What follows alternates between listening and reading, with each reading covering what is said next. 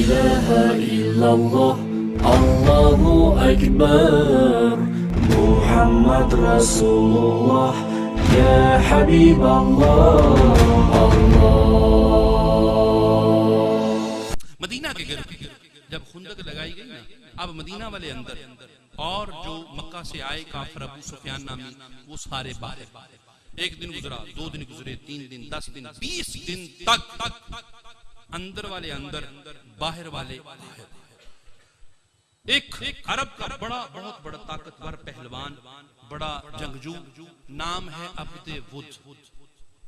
اب دودھ بھی پڑھتے ہیں، عبد بد بھی پڑھا جاتے ہیں، عبد بد، عبد ود. بہت نامی گرامی پہلوان ہے. اس کے مطلب یہ آتا تھا کہ یہ 1000 شخص کے اکیلے مقابلے میں آیا کرتا تھا، 1000 آدمیوں کی طاقت رکھتا تھا. عبد ود. اس نے جب 2 دن دیکھے، 10 دن گزرے، 20 دن گزرے، اب چونکہ جنگجو تھا، اب دیکھا کہ یہ جنگ نہیں ہو رہی، معاملہ نہیں ہو رہا. اس نے خیر خندق کو اچھے طریقے سے دیکھا، ایک جگہ سے دیکھا خندق کم کھدی ہوئی ہے. اس نے اپنے گھوڑے کو دوڑایا اور دوڑانے کے بعد چھلانگ مروائی. چھلانگ مارنے کے بعد وہ کامیاب ہو گیا خندق کے اندر آنے. جس جگہ پر لشکر اسلام موجود تھا وہ کودا اور کودنے کے بعد لشکر اسلام میں آ گیا اور آواز دیتا ہے، چیلنج کرتا ہے، بدتمیزی کرتا ہے، اکڑ کر بولتا ہے کہ اے محمد، توہین کرتے ہوئے گستاخی کے لہجے میں، یا محمد. عجیب فلسفہ ہے آپ لوگوں کا عجیب فلسفہ ہے کہ آپ کہتے ہیں کہ اگر ہم جنگ میں مارے جائیں تو پھر بھی جنت میں جاتے ہیں، اور اگر مار دیں پھر بھی جنت میں جاتے ہیں، اور جسے مار دیا جاتا ہے وہ جہنم میں جاتا ہے. یہ آپ کا عجیب فلسفہ ہے. تو پھر سنو محمد، آج اپنے ساتھیوں میں سے کوئی مرد بھیجو. مرد یہ چیلنج تھا مسلمانوں کو، بہت بڑا چیلنج. محمد کوئی مرد بھیجو جو مجھ سے جنت لے جائے. رسالت امام صلی اللہ علیہ وسلم نے دیکھا، محبوب خاموش رہے. اور پھر اس نے ایک اور گستاخی کی، طریق ہے، اس نے اپنا نیزہ نکالا. نیزہ نکالنے کے بعد رسالت امام صلی اللہ علیہ وسلم کے خیمے کی طرف پھینکا. نیزہ محبوب صلی اللہ علیہ وسلم کے خیمے کے دروازے پر لگا. جب دیکھا محبوب علیہ السلام کا چہرہ انور سرخ ہو گیا، مرتضیٰ کا چہرہ سرخ ہو گیا. جب محبوب علیہ السلام نے دیکھا، محبوب علیہ السلام آگے بڑھے. روایات میں آتا ہے، تقریباً تاریخ ہے اور میری جو اپنی اسٹڈی ہے اس کے مطابق میں نے محبوب علیہ السلام کی زبان اطہر سے ایسا سخت لفظ نہیں سنا، نہیں پڑھا. محبوب علیہ السلام چہرہ مبارک سرخ، آگے بڑھے. سرکار علیہ السلام نے فرمایا کون ہے جو اس کتے کی زبان بند کرے؟ وَمَا أَرْسَلْنَاكَ إِلَّا رَحْمَةً لِلْعَالَمِينَ. وہ نبی جو پتھر کھانے کے بعد بھی دعائیں دیتا ہے، وہ نبی جو ہر دشمن کے لیے بھی چٹائیاں بچھاتا ہے، ہاتھ اٹھاتا ہے، کھانے پیش کرتا ہے، لباس عطا کرتا ہے. آج اس نے گستاخی کی. کیا گستاخی کی؟ خیمے پہ نیزہ مارا. محبوب نے کیا فرمایا؟ کون ہے جو اس کتے کی زبان بند کرے؟ صحابہ اکرام تشریف فرما. بھئی کوئی ضعیف سے ضعیف روایت، کوئی پھٹی سے پھٹی بھی کوئی کتاب، ایک روایت بھی نہیں ہے.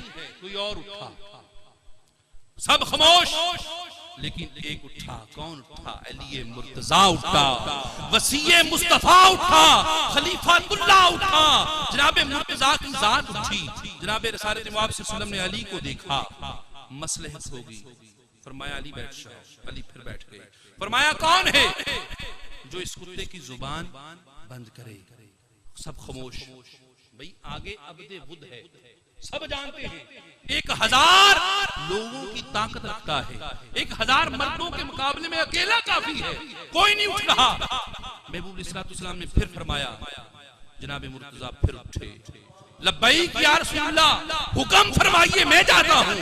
فرمایا علی بیٹھ جاؤ. پھر فرمایا کون ہے جو اس کتے کی زبان کاٹ کے لائے؟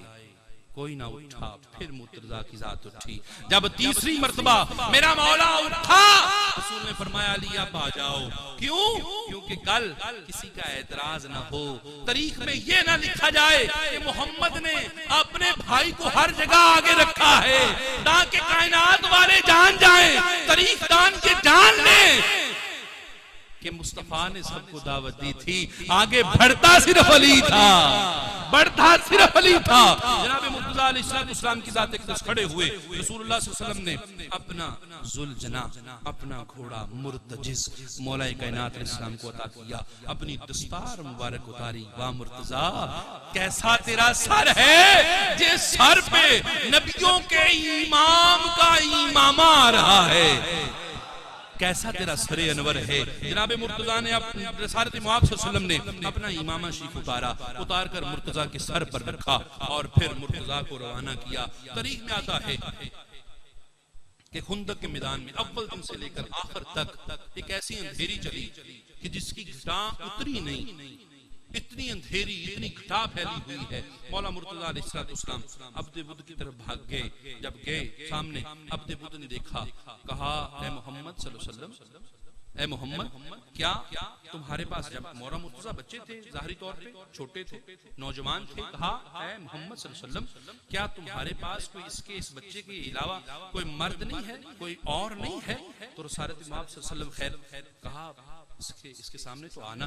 جناب مرتضیٰ علیہ السلام کو عبد بدھ نے پھر کہا کہ اے بچے, بات یہ ہے کہ یہ میری توہین ہے کہ میں تجھ سے لڑوں, واپس چلا جا, تیرے مقدر اچھے ہیں.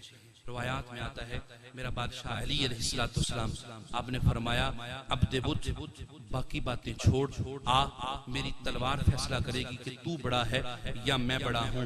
محمد کا بھیجا ہوا مرد ہے کہ تو مرد ہے, باقی باتیں چھوڑ, میدان فیصلہ کرے گا کہ مرد کون ہے, جو محمد کی طرف سے آیا یا ابو سفیان کی طرف سے آیا. کون مرد ہے, جسے ابو سفیان نے بھیجا وہ مرد ہے یا جسے محمد نے بھیجا وہ مرد ہے. روایات میں آتا ہے گٹا چھائی ہوئی تھی, مقابلہ شروع ہوا, صحابہ کرام پریشان ہے. محبوب علیہ السلام محمد رسول اللہ بڑے مطمئن ایک جگہ پہ کھڑے سارا معاملہ دیکھ رہے ہیں. صحابہ کرام پریشان, چہرے اترے ہوئے ہیں کہ کیا اللہ خیر کرے, علی چھوٹا ہے, علی بچہ ہے, علی نوجوان ہے, اپنے 1000 بندوں کی طاقت رکھتا ہے, پتہ نہیں کیا ہوگا, پتہ نہیں کیا رسوائی ہوگی. لیکن تاریخ گواہ ہے, سیدنا عمر فاروق فرماتے ہیں گٹا پھیلی, سب کچھ اوجل ہو گیا, ہم پریشان ہو گئے, ہمارے چہرے ادھر گئے, ہم پریشان ہو گئے, خوف زدہ ہو گئے. مصطفیٰ کا چہرہ مطمئن تھا, ہم حضور کے چہرے کو دیکھتے مطمئن ہے, جب سامنے دیکھتے